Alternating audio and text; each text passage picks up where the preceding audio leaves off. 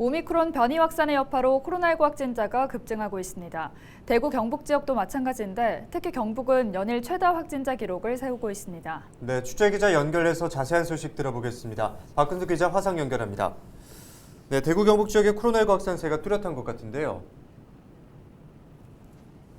네, 대구, 경북은 새로운 기록들을 세우고 있는 상황입니다. 먼저 대구를 살펴보면 21일 0시 기준 대구 지역 1일 확진자가 388명입니다. 전날에도 364명으로 지난 2020년 3월 코로나 1차 대유행 이후 최대 확진자를 기록했다. 이렇게 표현했었는데 오히려 전날 1일 확진자 수를 넘겼습니다. 경북은 더 눈여겨봐야 하는데요. 지난 20일 0시 기준 226명에 이어 21일 234명으로 코로나 발생 이후 최다 확진자 기록을 연일 갱신하고 있습니다.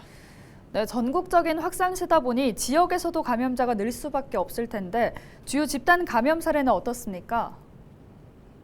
네, 아무래도 오미크론 변이 바이러스의 감염자가 폭증하다 보니 기존의 집단 감염 사례에서도 추가 확진자가 계속해서 나오고 있습니다. 대구 달성군의 종교시설 관련 확진자가 하루 사이 38명 추가됐고 서구에 있는 학원과 아동센터에서 22명이 나왔습니다. 경북에서는 포항 지역 확진자가 급증하고 있는데요. 요리주점 관련 신규 확진자가 46명으로 나타나는 등 포항에서만 89명이 추가됐고요. 경산 지역 실내체육시설 관련 확진자도 15명으로 나타났습니다. 네, 정부의 대책도 있겠지만 지역에서 별도의 방역 대책들이 세워지고 있습니까? 네, 연일 지역의 의료계와 함께 대응 방안을 고심하고 있는데요. 대구시는 지난 20일 상급종합병원 그리고 대구시 의사회와 함께 긴급회의를 열기도 했습니다. 정부가 내놓은 재택치료 환자의 동네 병원 관리를 포함해서 여러 의견들이 논의됐고 또 방역과 의료 대응 체계를 다시 점검하는 시간이었습니다. 권영진 대구시장의 인터뷰 잠시 들어보시죠. 전국적인 상황보다 더 빨리 오미크론이 우리 지역에서는 이미 우세종이 되었습니다.